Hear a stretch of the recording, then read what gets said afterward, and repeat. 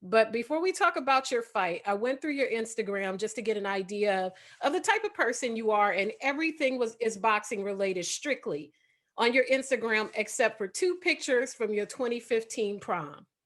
Yeah. How did the two prom? Well, how did the two prom pictures make the cut out of all that boxing content?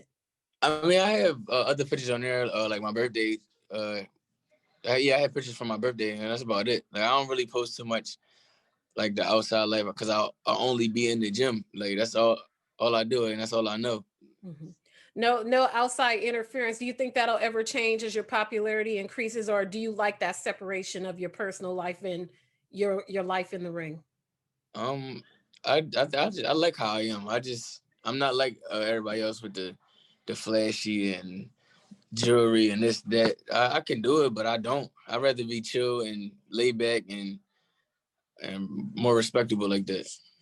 Yeah, nothing wrong with that. We need all types of personalities. People think boxers have to be one way, over the top, Yeah, or the other way, and not say anything at all. So it's good to have a little medium ground with a man like you. yeah. I think. So Saturday night, you take your next step in this quest for global success. You are headlining the event on Showtime. The win is the ultimate goal, obviously, against Van Heerden. What do you feel will change after a win? Well, after I do my thing on Saturday night and I capture this IBO world title, um, I feel like it's on the bigger and better things after this. I feel like I will get those big name fights, all 2021, and the guys with the rest of the belts. I will be able to fight them too. When you think back to those first days in the gym with your father, is this how you envisioned your career would go? Have you been going the path that you wanted to go? I feel like I'm on the right path. I feel like I took the right path. I feel like I got to see a bunch of different styles, and it's not one style I haven't seen since I've been professional. And I done been slammed on the floor, punched on the ground while being slammed. I fought rough guys, tough guys, tall guys, short guys, southpaw, right hand. It don't matter. Like, I feel like I went the route, and Mhm. I'm only 23 years old, and I feel like 2021 is I will be breaking down the door. Is the road tougher now for fighters? When we look at the past fighters, they didn't have all the distractions of the social media and all these things. Now it's like athletes have to be all things to all people. You think the old way was more difficult? What is the path like for a young fighter these days? Well, I don't mind doing the interviews and stuff like that. It don't doesn't bother me. I like doing the interviews uh and talking to you guys and stuff like that, and it's fun for me. But I think back in the day was harder. To be honest, it's easier now because it's everything is on the computer or everything is through social media. So it's like it's easier now than back then. So I, I guess I would say now I like how it's going now. Mhm. The welterweight division continues to be a hot division, and there's almost like a big divide. There's the top of the division, and then you have the young lions like yourself and Virgil Ortiz and these guys who are the next wave of champions waiting to be born. Why do you? Is there a divide? There's definitely other ways you can get to the top. You like for instance, me fighting this guy, Chris Van Heerden, step up fight. They say, and he fought Errol Spence, I think like a few years ago or something like that. So having those step up fights and fighting the former world champions and guys that just had belts and stuff like that help you get to that next level and help you get to the world champions and stuff like that. Because when you be a guy like that, they like, wow, he just beat someone that was a former world champion or a guy that just recently had the belt and stuff like that. So that's how you do it.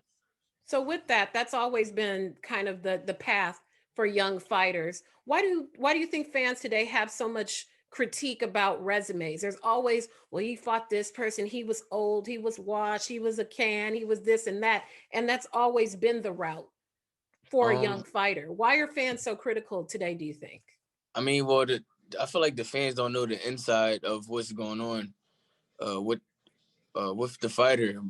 They don't know if the fighter, like for me, for example, it's fights.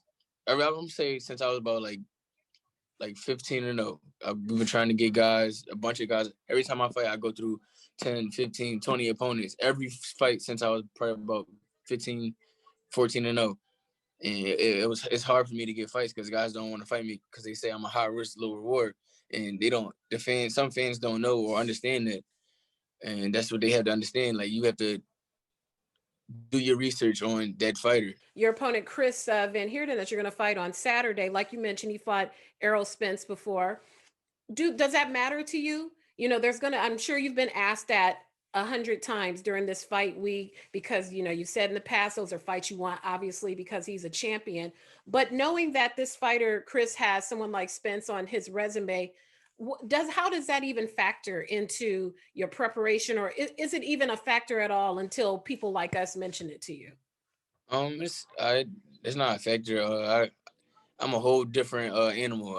I'm young, I'm hungry, and I'm trying to get to the top. And this guy is like in the way, so that doesn't bother me that he for Spence. It doesn't. It's two different. We two different people. Mhm. When you Since we've been in these COVID conditions, it's been a lot of isolation, you know, keeping the camp small. You already keep a small camp with you, your father, your people you spar with. For someone like you who likes to keep that small circle, has this been ideal? It's just right where I like it. I have the gym to myself. Just me, my dad, my other trainer, Lawrence Smalls, and my two big brothers were actually a big help in this camp too. So they was there at this camp, and we all took the COVID test and everything. And then my two sparring partners, and that's it Mhm, that I had. So yeah, it was just right. mhm. As we go into Saturday night, you know, you have to spend more time in isolation because of the pandemic and all of those things. How do you occupy your time now? You know, the sparring done is done, the hard work is done. It's just a matter of getting on the scale. So what kind of things have you been doing to keep your mind free and focused and relaxed as you wait for these final days? I've just been chilling, laying in a hotel room and just watching movies and talking to my family, my mom and my brothers and stuff like that. Making time go by fast. That's about it. I got a photo. I have to do a Showtime photo shoot in a couple hours, so it's just wasting time for real. Just chilling and wasting time, relaxing. So what's on the movie schedule? What's the last couple movies you watched? I just watched Blue Streak. That's one of my favorite movies, and then I'm waiting for Don't Be a Menace to come on. What should we expect Saturday night? One of my colleagues, Cynthia Conti, talked to Van Heerden and said he told her that he is ready for war. He knows you are a good, tough fighter, but he's prepared to go to war with you on Saturday night to get that spot. What message do you have back to him? Well, everybody always say the same thing. They ready for war and they have more experience and they trying to take me to those next rounds or whatever. I haven't been past the sixth round, but they don't know I get stronger and stronger as the fight goes on. And Saturday night, I'm expecting me to be dominant, strong, fast, sharp, and me going in there having fun and getting that knockout at the end of the night. Well, Saturday night, we get to see the next installment of Boots Ennis. Before we wrap, what is this chapter? If you could name this chapter of your career, what would you call this chapter? Uh, just next level chapter. All right. Well, thank you so much. Good luck. I'm looking forward to seeing you on Saturday, and I hope you have a great fight. Thank you, appreciate it. Take care. You too.